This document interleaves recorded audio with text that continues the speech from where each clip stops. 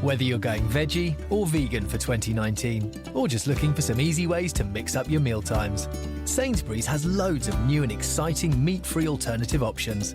Like Sainsbury's Love Your Veg shroom balls with jackfruit, edamame, coconut and lemongrass falafels, or roasted butternut and charred broccoli pizza. No wonder Sainsbury's was named Best Supermarket for Vegan Food 2018 in the Vegan Food UK Awards. Check out the range in selected stores and online.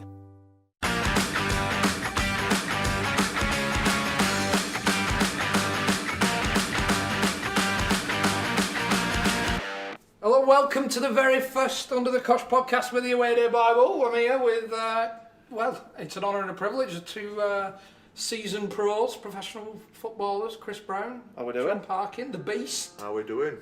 You say seasoned professional footballers, but I would say more weathered than seasoned. Would you say we were journeymen? Fucking Jesus. Oh, looking at this list, I'd say so, my friend. I'd say so. It's been some fucking journey. Over the board, Barnsley, Hartlepool, York, Macclesfield, Stoke, Preston, Doncaster. I mean, I could go on all day, to be honest. Pretty much. Blackburn, Bury. You've been around the block a few times, haven't you? Yeah. What's tend to happen is that managers have signed us, and then after the first month, 6 weeks, they've thought, what the fuck is this? It takes that long? We need to get this out. We need to get this out. I made a mistake, Chairman. Return to sender. Chairman, I made a mistake. I'm really sorry. Get that out of my football club. Yeah, there's been a few. Good careers all round. There's a bit of an introduction to the podcast itself. I think the three of us are going to be here every 2 weeks, and we've got a different professional coming in. We're going to have a chat, get a bit of an insight into the world of, especially from a fan's perspective, into the world of professional football. Well, we're past and present, I think, aren't we? We're going to try and get a mix of them both, and hopefully it'll give people an idea of how it actually is being a professional footballer, and the good and the bad. Because I can speak for myself. There's been plenty of bad. But you two played together at what? Preston and Doncaster. Briefly at Doncaster, yeah. Preston for a couple of years, wasn't it? We never really played together.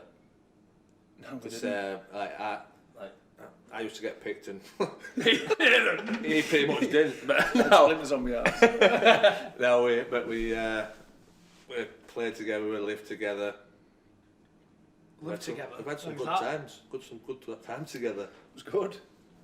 Obviously, you're at York now, Parkin.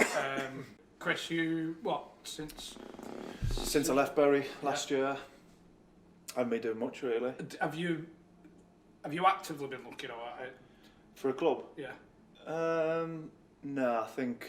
Have you decided? Yeah, I think I knew. Yeah. Well, I mean, some people say it's come 3 years too late. You know, Blackburn fans especially, but I think you just know. You know, I've been crap basically, and injuries have taken its toll, and I think I'm just looking forward to moving forward now. Yeah. But I've getting a bit of a business going. Right. Yeah. Obviously, there's a bit of a niche. These aftershaves are expensive. You know which ones I mean? The Tom Fords of this world, the Creeds. So. I just see he's been here 5 minutes. He's already offered me a bottle. It's a plug. This is a plug as well. Oh, this is a plug. Right? Is this what we're doing? So, if anybody's interested, well, I am smelling magnificent. It's knockoff, isn't it? Nah, it's not. I'm imagining you've got a bath full of water and rose petals and all, stuck in a bit of herbs and spices. It's professional. I'm not making them put a bit of cumin in. It's always nice. A bit of what in? Cumin. They use the same fragrances, all the same oils and stuff. I think they just might be missing one or two. So if there's 5 of these oils. That's like a full English breakfast with that bacon sausage. You know what I mean? If there's 5 it's a full oils, English breakfast, but it's missing the 2 main ingredients. So is your mate round back at pub, or have you got a lab going at home? No, it's all online, isn't it? Just send a few emails and it's not going very well. To be honest. A few complaints. Yeah. I think the third degree burns on the. There's a few rashes kicking that about. Woman. I think that stumped business for a while. And for once, it's nothing to do with you. That's not my fault. Your playing days, though, Chris, like you were excelling when you were at a young age. Yeah. Am I right in saying you played at the under-19s, under-20s at like 15? For England, yeah. Oh, no, for Sunderland, I did, yeah. And so you've thrown England in here. Oh, yeah. You don't want to get a club now, pal. You're not good. You can throw as many. Well, get me attributes out there on my CV. But yeah, when I was at Sunderland, played for the 19s, and everything was going really well. And then when I was 17, I went to see a surgeon, and he said, "You're finished." He said, "You've done both your cruciates and your medial, ruptured them, and I'd be surprised if you play again." So in a way, I think that made. How was that like as a 17-year-old? You know, when you obviously... it was awful. But the surgeon was, I think it's not his job to make me feel better. So he just kind of, it was like a flippant comment. Yeah. You know, you're probably not going to play again. So. Setting you up for the worst. Yeah. Thankfully, Sunderland sent us to a surgeon in America, and I walked into the room, and it was just a massive. And when you compare the two surgeons from Bradford to America, this is world-renowned.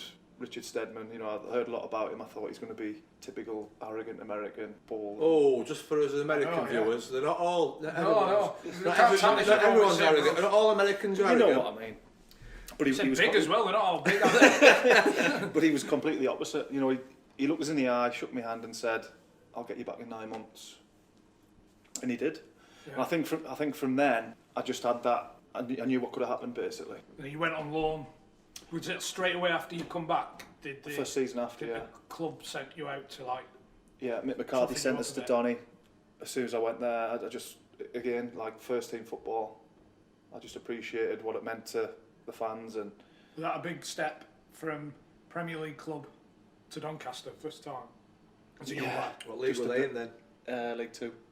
They'd just been promoted from the conference, and I remember I signed on the Thursday night, trained Friday morning, and I've pulled into the training ground, and a couple of lads were injured, you know, like... What did you pull in? Golf, TDI. Oh, fucking hell, you're doing alright, weren't you? Nice, yeah. What, 18? 18, yeah. It was nice. But anyway...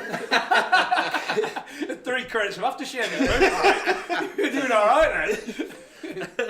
And a couple of lads, I pulled into the car park, got out, got my wash bag and all that. There was a couple of lads having a fag just behind the training ground. I thought, what the fuck?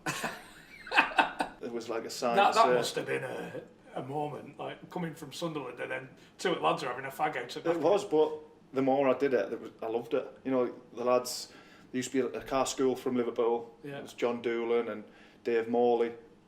And they were just... Dave Morley? Dave Morley, Centre half Dave Morley. I've got a story about Dave Morley when we finish.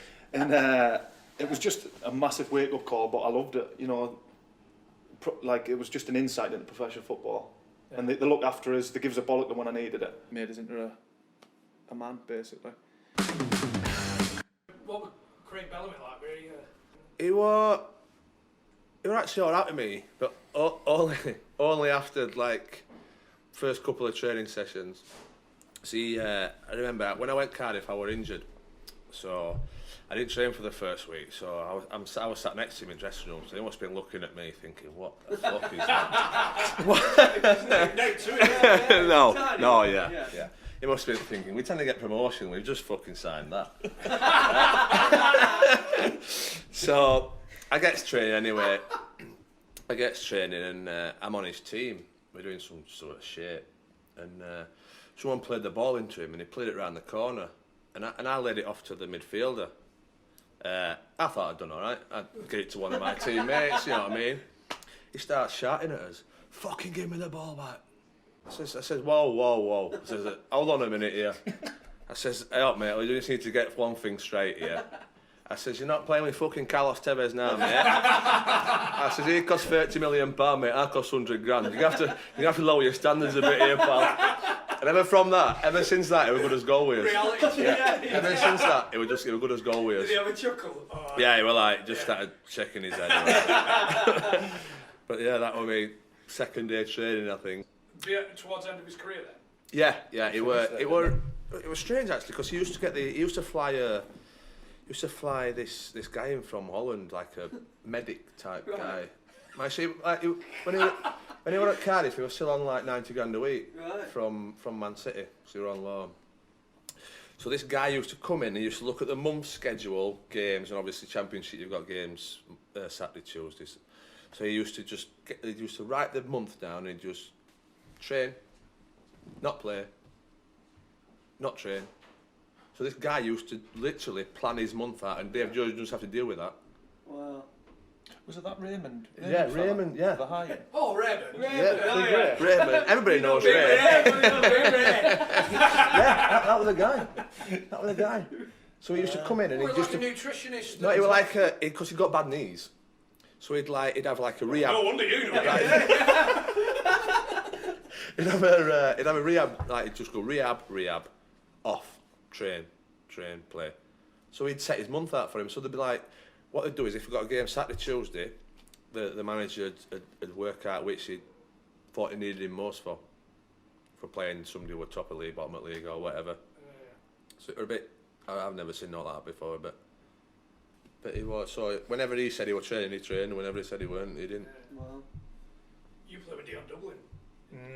Yeah, as a bloke, one of the hardest working lads. I've always in the gym, like a pint, you know, a sociable pint during the week. Got the Zoob out every now and again. The tube. It was just starting it actually. What's the tube? He's got an instrument out, hasn't he? He's got what? An instrument. Invented an instrument. No, he didn't. No, he didn't. Dion Dublin. Yeah. He's doing well. He's doing well. He's done all right. He invented an instrument. He invented his own, yeah. It's called the what? He's The got a Jube. fucking instrument as well. The Jube. It can't be going that well because he's fucking walking around 2-bedroom terrace houses now, isn't he? At 10:30 in the morning.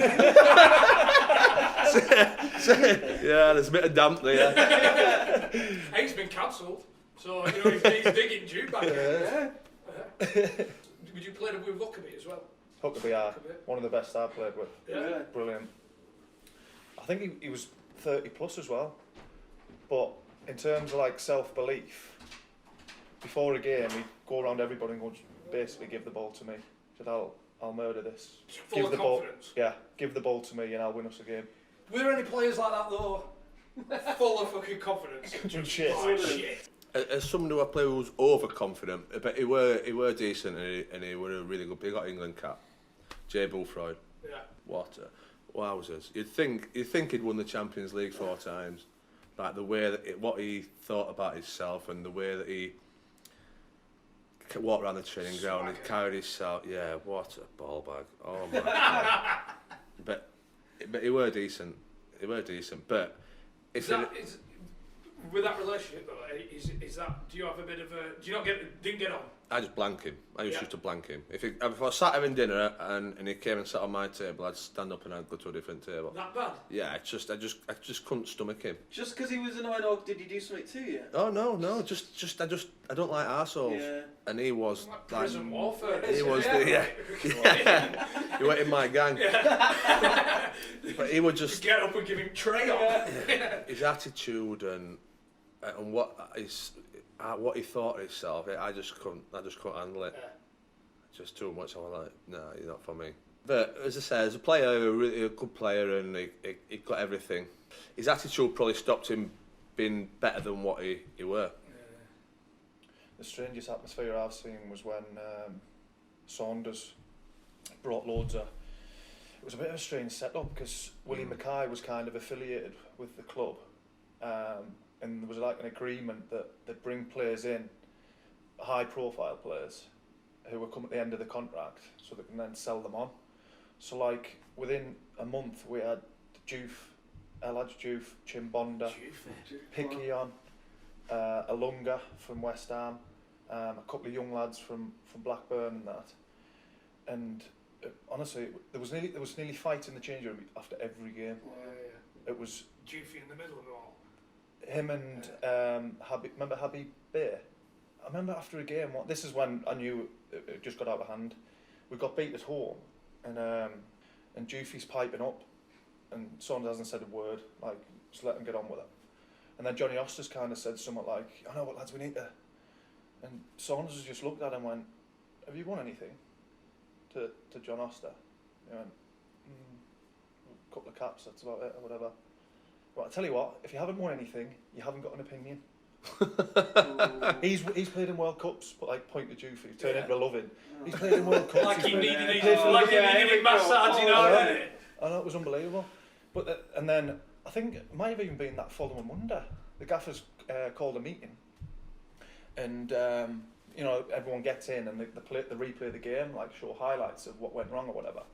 So get in for 9:15, meeting gets called for 11 o'clock, 11:15. So the lads are having breakfast and then start pulling up chairs. Saunders at the front with his pool cue, just like pointing at certain things. Gets halfway through it and he's, I think the ball had been played out to the fullback and Jufi hadn't bothered his arse to go and close down. I would say, Jufi, this is what I need from you. I need you to almost bend your run to like give him a bit of a team talk, even though he shouldn't need it. But do you know what I mean, Jufi? Everything was just quiet. He wasn't even in. He went, what fucking chance have I got? Let's go and train. He wasn't in the meeting, no, he didn't turn up. And we're waiting outside, everyone's freezing cold. Jufi comes down the corner with his cap on, just like not giving it. But he was like, we didn't really see eye to eye with Saunders, but he was one of the funniest people I've ever met. Like, his stories, and I remember the day that you signed. Now the week I signed on the Wednesday. I've got plenty of managers sacked, right, but I've never got any sacked this quick. I signed on the Wednesday, and Sean O'Driscoll got sacked on the Thursday. I'd not even trained. I'd not even trained with him, and it got bottom. Right. So as I say, I signed on the Wednesday, and he must have come in the start of the next week. When we gets to Friday, I don't know if it was young v old. Yeah, it was. Yeah. At the game at the end, it's right. There's prizes. It's for the best player and the best goal. So I'm like, right, okay. The training was crap, wasn't it? 1-0 and I'd scored. Yeah. Right. About 15 aside. Yeah. So it was 1-0. So I'm thinking, oh, I must have won best goal because there's only been one. So coming after, that's a bit like a ceremony, isn't it? Yeah. He says, right, I've got some golf clubs for best goal. So Parkin would like to come up, golf clubs. And in fact, you might as well take this telly as well, because if you've scored a goal, you've obviously scored it best player, aren't you? so I walked out with some golf clubs and the telly, right? And then he went, next week, be better next week, right? So we're like, right, okay. So we've come in from training. It was Malcolm who walked it round, I think. No, Mickey Walker. Oh, really? He's about 4'11", this assistant manager. About 70, is he? Yeah. 70. He's walked round with a fucking racehorse. He was sat on it. He had the silks on and everything. He had the full silks on. We were just whippers and everything. He's walked round on a racehorse. He had shares in the racehorse, like. So he went, right, whoever's best player this week gets this.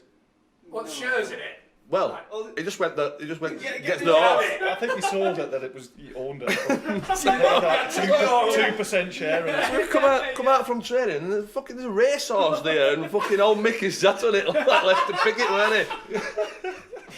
I don't know if anyone ever got it. He did. He gave it his assistant, because his assistant used to join in and he'd give it to Brian Carey. I think we lumped on it in a few weeks and it was terrible. Shite. Yeah, but he used to do match reports, so like them young V-olds that he was talking about, he'd get the analyst to just like hand him a sheet of paper. So say we travel away on the bus, we just hear a tap on the mic, and then everyone would like just burst out laughing because they knew what was coming. He says, right, I've got the match report. It's not my words, it's from Steve Hossack, who was like Donny Press or something. Yeah. Chris Brown, 3 out of 10. Okay, he must have had a good training session. James Coppinger, lost, 4. Tommy Spur, headless chicken, 3. Saunders, 9. On a different planet. The lads be on the deck. To be fair, he was a big fan of his own work, wasn't he? But he was quite funny with it. It was just the accent, the Welsh accent. You'd have had Rod Keane at Sunderland. Was he intense? Yeah. That's from an outside perspective. He can be cutting with what he says, but he's not as he's not as intense as what people think. You know, at the right time, like, you know, when it came to it, you know, he'd let his assistant take training, and he'd just sit on a ball, like we had these windbreaker things, sit on the hill basically, sit on a ball watching, and if it was crap, you'd just see him out the corner of your eye walking down, and you'd think, shit, lads, just run about a bit or whatever. at least let's try. Yeah, and he'd get everyone together and say, that's shy, you know. He just had massively high standards. Yeah. I always got the impression that he couldn't accept that the players weren't as good as him. Right, yeah. And I don't know if he understands that now or whatever, but at the time... Is his expectations too high? But saying that season, I left in January, they ended up getting promoted. So it obviously worked for him, because he obviously signed these players, Dwight York and Dave Connolly, Graham Kavanagh, who were good championship players. So it wasn't Roy Keane when you left Sunderland? No, it was. Keane took over in September, and I was in the team when he first came. I scored his first goal. Yeah. Make sure you get that in to the edit. Roy Keane's first goals. First goal is in management. Right, yeah. Who scored that? Me, yeah. Yeah. Derby away. Fucking hell. Was that... you look in shock there. Jesus. The last goal you scored for him, though. First and last. I was in the team. I got on well with him. You know, he knew me straight, like Parky was saying before. He knew I wasn't a natural born goal scorer, but I could bring something to the team. And I came up to the January transfer window, and I think early December I got suspended by the club for a controversy that I was involved in. But the reason I left Sunderland was because I wasn't good enough. Roy Keane wanted to take the club to another level, and I wasn't part of that, which I was comfortable with. You know, he was honest with from the start. And the people say, no, you fucked up, you got involved with whatever, but that's not the case. So you got involved, Yeah, so you're involved with a video that, there was a video that happened a year before, which, you know, I was a young lad, very embarrassed about it, having to ring my family, friends and whatever. But moving forward, that wasn't the reason I left. It was just a case I wasn't good enough, and he was fine with us. Even right the way through it, in fact. You know, the day that he told us it had happened, he pulled us in the office and he said there's going to be a story coming out tomorrow. And because obviously it was because it was a year ago, we didn't know what he was on about. How old are you at this time? I was 18, nearly 19. When the video took place, I was 18, but then a year later, I was 19, whatever. And he had me back throughout. It happened. He pulled us in on the Tuesday, and said that it was going to come out, a big article or whatever in the Sun. Somebody sold the story. It got to the Friday, and I was in the team for the game on the Saturday. He didn't. He could have hung us out to dry. Let's be honest. And you'd think, from an outside looking in, that that's what he'd probably do, but he didn't. He did the opposite. And I was, because at Sunderland we used to have to stay in the Ramside Hotel before home games, and I was just about to set off, and he rang us up. He said, "Browny, it's the gaffer. Listen, you were meant to be in the team tomorrow, but the board have stepped in and said that, you know, they want to suspend you. They brought the club into disrepute, blah blah blah, which I'm not happy about." He said, "I'll do everything I can to get this over with quickly." He said, "Don't worry." He said, I know the situation. I've got your back, completely fine." So anyway, 2 weeks. So you know when that happened, did you get a newfound respect for him? Yeah. From Roy Keane, the player, who's won everything, and the perception of Roy Keane as being this disciplinarian, stone-faced, no nonsense. Right, this is how it is. Yeah. If you step out of this, you're fucked. You're fucked. Yeah.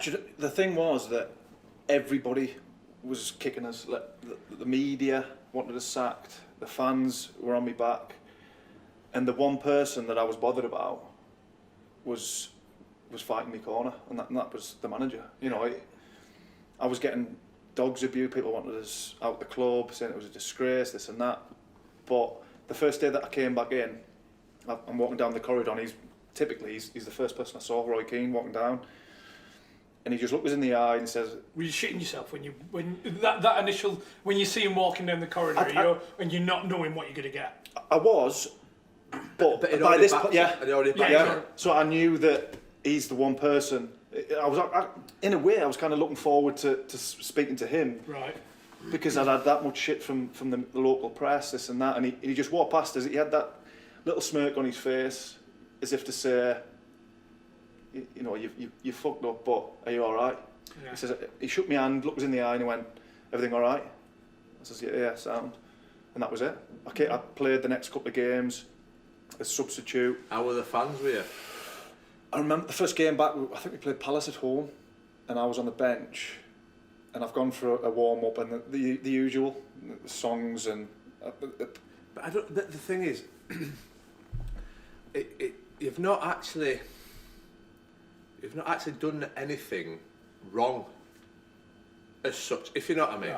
No. Morally, some people morally maybe not, but you've not broken any rules, you've not done anything to affect your team, the club. No.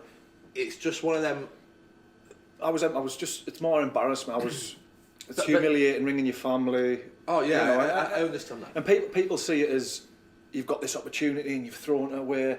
It wasn't that at all. I never took it for granted what I had, but I was 18-year-old and I felt let down by Niall Quinn at the time.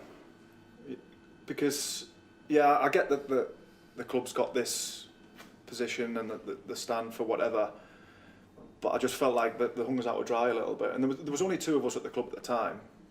And another thing is, it affects relationships that I had with the lads who were involved as well. You know, I was really close with them. And do you feel a bit of standoff? With one or two of them, yeah. There's lads who... At the end of the day, whatever happened on the video, everything was consensual. So, in a way, you've not actually done anything wrong. No, there's nothing that's not been going on in bedrooms and hotels all around the world right at this minute. But because you're a footballer, because you're in the public eye, it's deemed that you have to live a whiter than white lifestyle. And is that difficult to take? I'm going to be honest with you. I didn't get into football to be a role model. Yeah. I got into football because I wanted to play football. Because you want to play football. Yeah. Everybody else puts you on a pedestal as being a role model. I don't feel responsible for being a role model. If someone saw me in Magaluf on a 3-day trip with my pals, they'd think, "What the fuck is that?" But I'm just being me. I'm just being a whatever it is. I'm just being a not just a normal lad. 25-year-old lad, 30-year-old bloke. I'm just having 3 days where I'm just going to enjoy myself. And I get the old role model, but nobody goes into football wanting to be a role model. We go into football to play football and be as good as we can at that. Everybody else puts you on that pedestal. Yeah. Same as actors, singers. Right. What footballers have done throughout the years compared to how singers have been and what they've done in their lives, it's totally like not even anywhere close. Yeah. Really. How do fans see it? You know, do fans see it as these should be role models or should live, like you say, whiter than white? I don't think it is the fans. No. Yeah, you are going to get an element of the fans. The problem is the media and the way that it deems that society should live their lifestyle, and that affects. Yeah, no, there's no shadow of a doubt that certain elements of the fans are going to take elements of what's being projected in the media and chuck that in your face. Of course they're going to do that, but I don't think that the judgment comes from the fans. I think the judgment comes from the media, which is then filtered through. Yeah, Well, so you- fans you know, are obviously reading whatever they're saying. In a way, fans are obviously going to. Oh, they're good, of course They're going they to get are. on it, but they get on anything Yeah. with that. But it's not. It's hard to explain because you want to. You want to be seen as a footballer, as well, in fact no, fuck it. I'm talking shit. I don't want to be seen as a whiter than white footballer because I've been going out in Barnsley now for 17, 18 years, right? So when people see me in Barnsley now, they're not, and throughout my career at any level, from League 2 to Championship, I went out when I was in Championship, so they're like sort of used to seeing me out, so they know that that's how I live my life. So if I scored on a Saturday and I went out, or if I did score on a Saturday, it's no different to them. But if you saw, I don't know, if you saw Rooney out on a night out, everyone would be just there constantly looking everybody's and thinking. And then, but Rooney might only be doing exactly the same that I'm doing. Jaeger bombs, getting twatted, right? But because it's Wayne Rooney, that's not allowed. Why should Wayne Rooney not be allowed to do that? He's a 27, 28-year-old bloke who just so happens plays football to an incredible level. But why does he have to be a role model? change who he is. Why can he not just be a fucking raggy lad from Liverpool? Yeah. Which is where he's come from, which is who he is. Why can he not be that? I think a lot of the fans understand and accept him for that. It's what you said before about the media. It's the media that put him on the front page of the paper and say he's in hotels posing for pictures at Fordham. The fans, are they really that bothered? As long as he's doing the job. Imagine a minute, you're getting married and you're just fucking doing your first dance and look over your shoulder and Wayne Rooney's at your reception. Obviously, when they went away with England, they got... Good done for the... Wayne Rooney...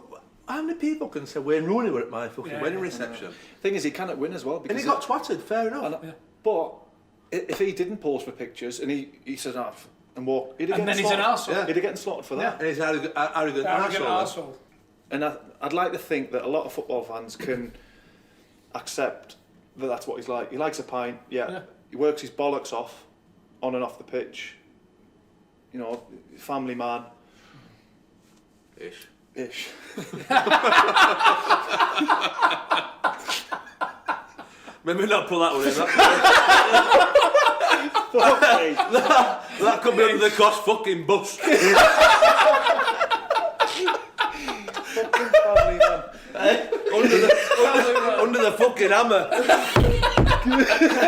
Down go.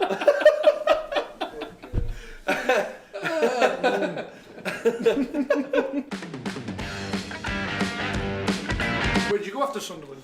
Norwich. Norwich, aye. Did you ever meet Delia? Was she an ever presence? Did she ever come in with like a tray of buns or out into... No, I never met her, but she did. She killed us off from a move. So when I'd only been there 6-7 months and the managers changed, so Glenn Roeder came in. Peter Grant signed us. Yeah. And then Glenn Roeder came in and he didn't fancy us. I don't particularly fancy her either, to be honest. It's a big nose. And we played Wolves, and I wasn't involved. Mick McCarthy was a manager, and I'd spoke to him just before the game in the corridor, and he said, "What's happening?" I said, "I don't think. Well, I'm obviously not playing, so I think they'll let us go." So we kind of left the conversation. He went, "Right, I'll speak to you soon," as if to say, you know, hello. Yeah. And then came to January, and I'd spoke to my agent at the time, and he said, "Oh, you know, Mick wants to sign you again for Wolves." But what killed us, I don't know if it was Jez Moxie or somebody from Wolves, was good mates with Delia Smith, and she kind of killed us off by saying, "Well, he's not going to get in our team, so he's definitely not going to get in you." Because Wolves were up So there. Delia Smith messed up a move to Wolves for you?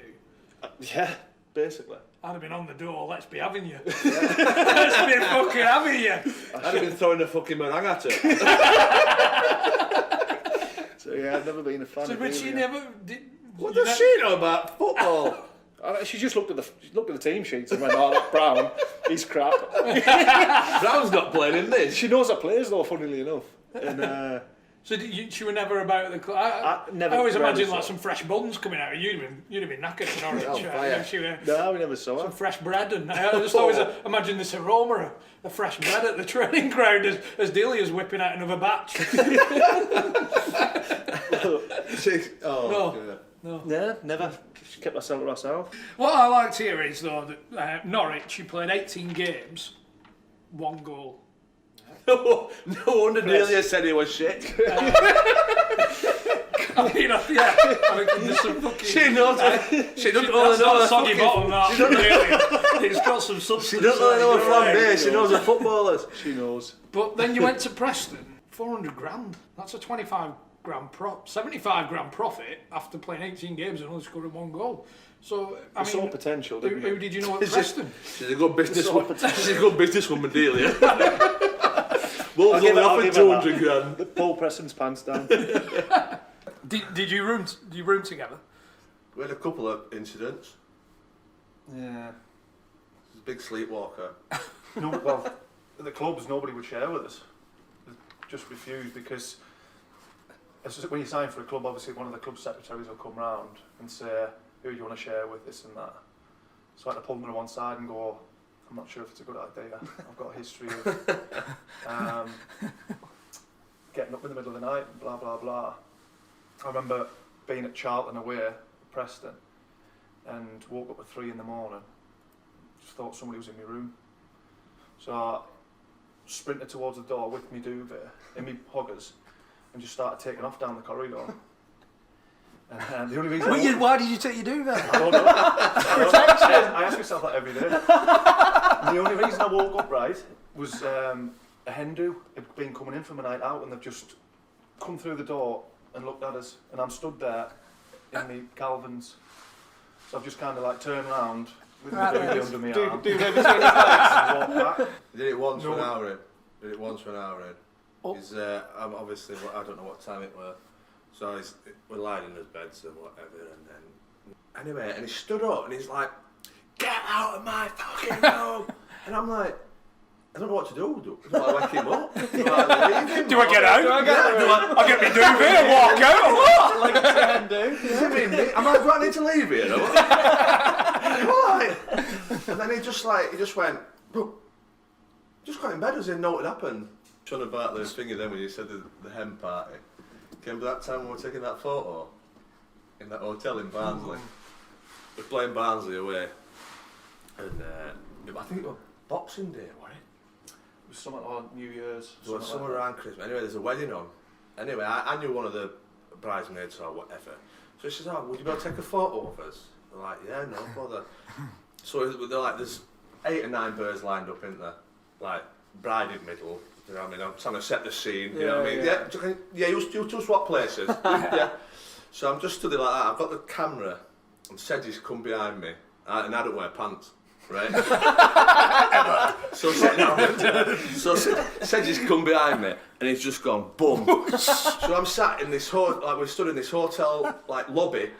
There's the birds, the wedding party's there, and I'm just stood there like that, with one wood hanging out. So I thought, there's no point like trying to pull them up and that. No, so I thought, Carry on. I'm taking a few photos. Oh, you're a beautiful girl. Pull them up. Beautiful. Yeah, there you go. Have a nice day. Oh my god. But the best one at Preston was when we got Sedgy with the when we changed the number on his phone, transfer deadline day. So transfer deadline day. I said he'd been in and out of team, I think. So we've got in his phone. So we've changed my number to his agent, well, Brian O'Neill, I think they call him. So he put him in as Bon. So we changed my number to Bon. Rung it like 7 or 8 times. Message, Sedgy, ring me as quick as possible. So we've got come in from training. He's come in. He's like that. First thing he does, checks his phone and like. So he gets up. Looks like I'm off, lads. So he's gone into the car park. Obviously phoned up. My phone's ringing. Hiya, Bon, it's Sedge. Says, get your fucking ass back in here. He's coming like red face. He's between his legs, isn't he? That's it, lad, it looks like I'm off. As he walked out. Did he get a move? No. But as time went on, it got to the point where after a game, before a game on a Friday in the hotel, we'd, because I'm a bit of one-trick pony with my accents, so I'm going to do a Scouse accent. Go on. No. Come on, you say it up now. You say it up now. And so one of the lads has given us Ron Atkinson's number, and we were all thinking of like Scousers who were managers, so we were going through. I can't remember who they were. There was the MK Don's manager with Robinson, and we ended up with Les Parry from Tranmere Rovers. The old physio. He was a physio, but it just kind of suited the role well. Well, I got into character. Yeah. I'm a method man. So one of the lads has given us Ron Atkinson's number, and obviously all the lads are like half cringing a little bit, wincing. So, hello, can I speak to Ron, please? Speaking. Les Parry, Tranmere Rovers. We just went dead for like 2 or 3 seconds. And I was just about to press the red button thinking we're being rumbled. Yeah. Les, how are you? Hiya, Les, how are you? So I thought, oh, the lads have hit the deck. They're like laughing. The lads behind behind the curtains just gone. So anyway, I tried to get him in. Well, I did get him in as a half director of football, half ambassador for Tranmere Rovers. He was, I'm sure he was halfway up the M6. So I'm basically, I started running out of material. I was wanting to talk about money and stuff. I thought, I'm going to shit myself. Just a quick one, Ron. Is your tan real? And I just hung up. But it was every other week, wasn't it? Peter Taylor was a good one. You got Peter Taylor, obviously he's getting the old. Hi Peter, Les Parry, Tranmere Rovers. Hey Les, he went, I'm after the hairdresser. Peter Taylor's like, right. They must have had somebody who was semi-pro and they were an hairdresser. And he'd gone full time. Were he at Bradford? Bradford, yeah. Said, I want the hairdresser. He's like, and obviously in his Scouse accent, he's like, right. I want to swap. I'll swap. So you had a look at some player for Tranmere. I'll give you, I don't know. I'll give you Smith. I'll give you Smith for the hairdresser. He's like, is this really Les Parry? He's like, yeah, it is. I want the hairdresser. He's like, he went, it's not Les Parry, is it? He went, of course it is. Didn't crumble. Are you going to give me the hairdresser for Smith? He's like, Paul Les Parry. When Darren Ferguson came to Preston, we used to train at Carrington when it was snowing, and we walked in one morning and there was the Les Parry. We've been hairdresser. He got so many deals up for him. I got him the sack. But I couldn't look him in the eye. Felt like I knew him. You was Les Parry. And invested so much into the character.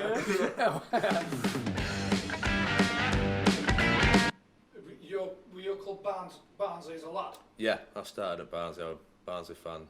For a player, does that make, like say when Preston come in, if Barnsley had come in with maybe less money, would that have been an influencing factor? Or no?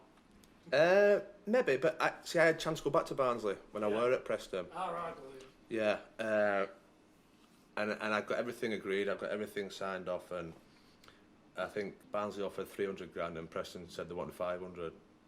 So through no fault of my own, it didn't happen. I ended up going to Cardiff in the January for 100 grand. But yeah, I got it all, and that's probably the biggest regret of my career, not going back. I nearly fucked that up myself actually. I remember because I'm in negotiations and that with Barnsley and whatever, and I had a big fallout with my missus, ex-wife at the time. So I thought, fuck it, I'm going out. One Sunday afternoon, I thought, fuck it, I'm going out. So I went out on the Sunday, I went into my local, I checked into an hotel, it was a fucking big Barney like. So I checked into an hotel in the village, so I'm out all day, I'm out from, I don't know, 11 o'clock, 12 o'clock. On your own? No, with I'm going to say, Bernie, you're sorry here. it weren't that big an argument. So I've, as I say, I'm out. So the club, it's only a working men's club. It shuts at 11, half 11. So I went ready for home. I thought, fuck it. But somewhere throughout the night, I'd lost my shirt. Right, so I just got my pair of jeans on. Right. So the hotel's maybe the hotel's maybe, I don't know, 400 yards from the club. So I've walked in. Anyway, there's a couple of foreign guys outside the hotel smoking. So I've gone in. I've gone upstairs. Got a shirt. Went into town. So I've got a phone call the Monday morning from my agent. What the fuck are you doing yesterday? He says, what do you mean yesterday? Walking into an hotel with no top on. I says, how do you know about that? Apparently they were trying to sign someone else. And there's the guys who were sat outside smoking, they were like 2 agents. So they phoned Mark Robbins and said, John Parkin walked in here last night, half 11, no fucking shirt on. Got dressed and put back in again. Walked back down at 20 to 12, clobber on his way out. So I had to explain it all to him, and he's like, right, I'll just tell this story, and then, but he ended up still wanting to sign us anyway, but it just didn't happen. What were Forest Green like? Because, I mean, reading into the ethos of the club, and you know the owner there, and I mean, did they have the red meat ban in for players? Only at the club. Only at the club. To Only with it. All right, so you can go home and have a kebab. Yeah. I never did that much, but yeah, it was just at the club.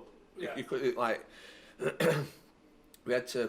I think we away games we were allowed chicken. I think, but yeah, it was. Yeah, go nuts at away games. have some boiled chicken. But no, the club are brilliant. Yeah. The club are absolutely brilliant. The chairman's good as gold. That's just how he is. But yeah, it was strange because when I signed the manager, I knew the manager from Stoke, and he says there's a hostel, you know. I was like, right. He says, what do you mean there's a hostel? He says the chairman's got a building in Stroud, 4 floors, room 2nd floor, room 3rd floor, top floors like open dining room, kitchen. You can stop in there.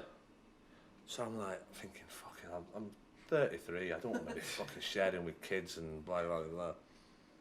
And they called it the hostel. I weren't expecting it to be great. Like. So I stopped in the hotel for a week and I was bored stiff. Finished training in the hotel on my own, absolutely bored stiff. I thought, I'll go have a look. So I went, had a look, and I was still a bit dubious, and I thought, fuck it, I'll move in for a couple of nights. Never left. Till I left, mate, it was brilliant. Best thing I've ever done. I was 33. What kind of hostel? I was 33. Mate, honestly, I was a 33-year-old student. It was fucking absolutely brilliant. I used to get home from training, go into Stroud, get some dinner, home, afternoon kit, up, cook us tea, watch football, whatever we used to do. I used to have one of the young lads used to give him 25 quid a month to make cups of tea. So like we'd be on the top floor, he'd be on the bottom floor. Funny, Whitey, you know this cup of tea? Yeah, no bother. So we'd have to walk all the way up these fucking flights of stairs, come and make us this cup of tea. But nah, it was brilliant. All right, we had some good lads there as well. So does the chairman get? I think I read something about the kit man and that. To be fair, he's one for getting second chances. That was it. And I met the chairman. He was actually Welsh, the kit man. So he latched onto me straight away, and he were good as gold. So they said, one of the lads went, have you heard about him? Like, what? So he's not long been out of prison. Why? What was it? He went, he's done 20 years for murder. No way. Swear to God. So I'm like, obviously, I'd started getting on all right with him. Right? And I'm thinking, but no, to be fair, it's good. I still speak to him now. He's good as gold. But like, you go to down to the ground, which were rarely through the week unless there's a game, and there'd be just loads of fellas rounding about with the yellow eye visors on. I was like, who's these? So they're on day release from prison. They're like, it's good that though. They're like coming and clearing the ground up and doing odd jobs around the ground and stuff like that. Because there is that whole ethos around the club that seems to be different than everywhere else. It is. It is totally different. I mean, even the fans are different. The fans are like, a lot of them are old now, bless them. But they are. Oh, lovely club. Bless him. But that's what I like. That's what I like. There's, I don't know. There's 1,800 Numbers are fans. down again. It's been a cold winter. There's 1,800 fans and there's Bad winter. there's 74 from Wrexham, and they stand up and clap them. Oh, well done. Well done. There's 74 fans from Wrexham. It's like a different world. It is. Honestly, it really is. But as a club, the chairman's brilliant, and the money that he's put in and everything that his new stadium and everything, it's just need to stay up this year. Yeah. Is he struggling like? Yeah, I think there's second bottom.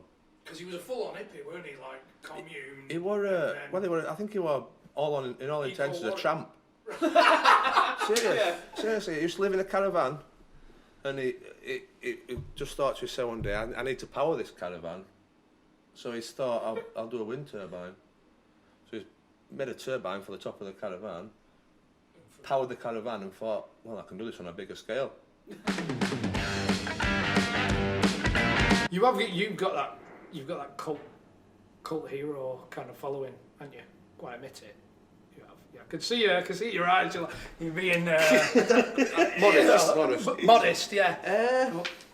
Yeah, but I think that comes from the fact that I've always been pretty much well received by even at Cardiff, who I didn't really play. I'd like to think that the fans have still got a bit of a, not affiliation, but I think I'd like to think the fans knew what I were about and knew that every time I played, I think that's why you get cult hero status. I mean, you don't have the appearance of your stereotypical athlete, should we say? Why is it? Hey, I'm not wrong, am I? Fucking first showing. First showing! Thing is, he's talking sense as well. I'm not wrong, am I? I'm not wrong. You don't know, he's no use saying Bolton in. Fucking dietitian. But yet you still do a job, and that's what gives you the cult hero. That's how I see it, anyway, from the outside. What's this? You're trying to say that, like, big, hairy, overweight men can sort of... Well, no, you don't look like you should. I'll be honest, you don't look like you should be doing a job. But you... Or maybe a labourer or a wrestler. But you... As athletes go, I'm darts. Yeah? Yeah. Tell you what, though, they must walk a bit of distance. I know, yeah. They must walk farther than we think. No, but seriously, but you've done a job all your career. I know what you mean. But there are them certain players that you know, like your Akinfenwas, even your Peter Crouch, and that don't have the appearance as the most athletic, but yet technically very good. And those two names there again, cult heroes straight away. Yeah. It's all about doing a job at Duncan Ferguson. Yeah. I think as well, people think just because you're 6'4" or 5" that you're going to be good in the air, dominating, but you're actually better with your feet. Yeah, I'm crap at him. Yeah, I was the same. Yeah. I'm crap with my feet. But your head was still better than your feet. But do you know what I mean? He's got this perception that he's, aggressive, this and that, but I bet you'd rather have the ball at your feet. Yeah, 100%. Or dropped in from a defender, dropping the ball in. Yeah. I'd like to think the fans knew what I were about and knew that every time I played, I think that's why you get cult hero status, because they understand that it's just because you stand out in a crowd that you get that cult status rather than just any other striker that's been through the club over X amount of years. Yeah, probably maybe my size helps, but as I said, I think basically it all comes down to the fact that if I've got a cult status, it must mean that I've done something right. Done something right at the football club. There's football clubs where I've scored more goals for than others, but at the end of the day, as a football fan, I'm tipping that if you've got someone who's busting their balls every Saturday, you'd take that over someone who's probably technically or a better player, but don't bust his balls every Saturday. I think that's probably the top and bottom of it really with that. To be fair, they're static caravans at more mobile, isn't they? Let's be right about it. But yeah, for some reason I could finish. And you still do York City now at the minute? So yeah, How still many goals? I have 25 this year. Because the fans at York are brilliant. I mean, we get 3,000, and even away games. The following at away games is brilliant, and they've not, to be fair, they've not had a lot to shout about for 2.5 years now. Even this season, we should be doing better than what we're doing, but they still turn out the numbers every week, and you appreciate the fact that football's expensive, and travelling to away games, it's a big commitment. So you want to just do the best you can for them. And I feel that we should have stayed up last year.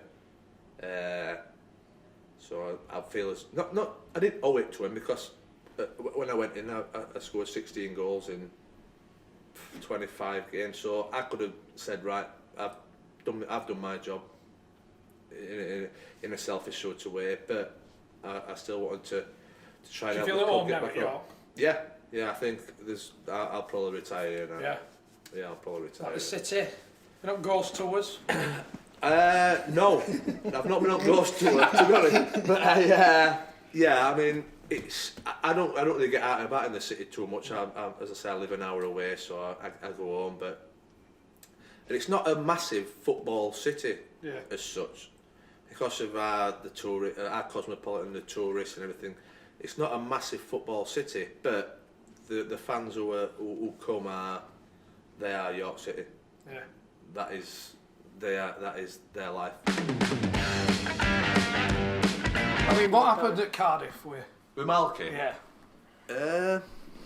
Because we had a look through, and there was a quote there that he was deeply unimpressed with you. He just came in and just absolutely hated us. Yeah. From minute one, I think.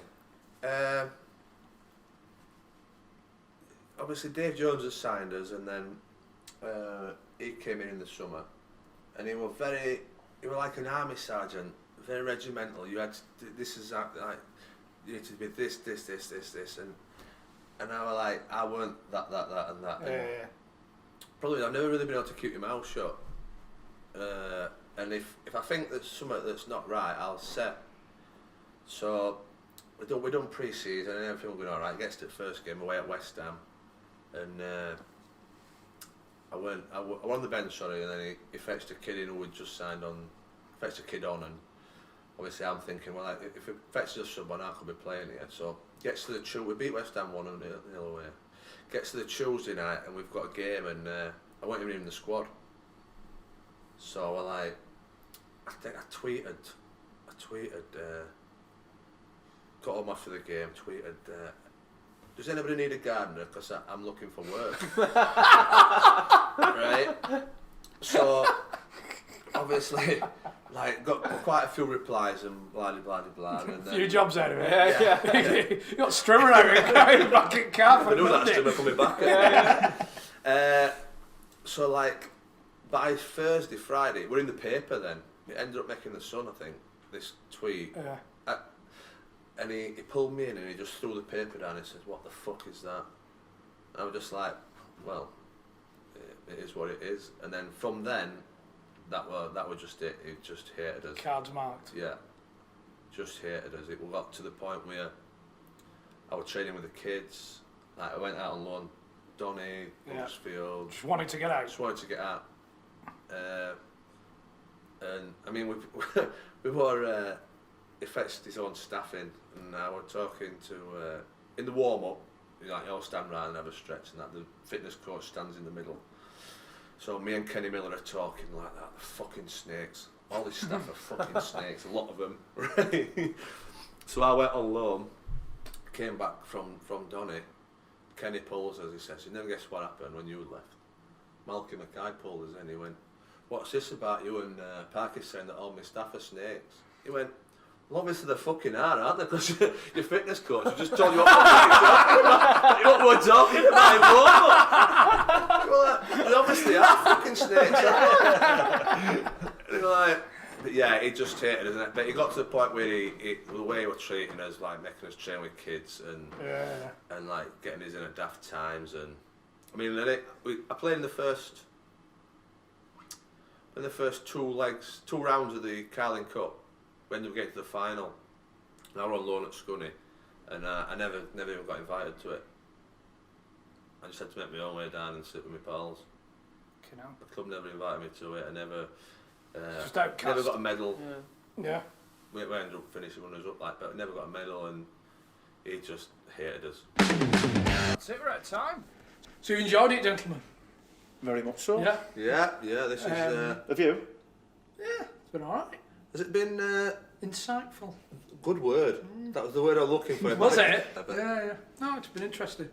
But yeah, Instagram, Twitter, get us the reviews on iTunes because we'll get us up the charts already, and we'll be back next time with Andy Griffin. Andy Griffin, what a guy! What a guy! He's one of a kind, Andy. But to be fair, he had some career, and he's worked with some managers and played with some players. See, I forget that he has. When you speak to him, Yeah, he's had an unbelievable career, and I'm looking forward to hearing Champions about it. League stories. Bobby Robson, Yeah, so Bobby Robson, Harry Redknapp. Alan Shearer, some big names there. Yeah. So tune in. Well, thanks for listening again. See you later. You Beautiful. want to say bye? No? No. Cheerio, to up it.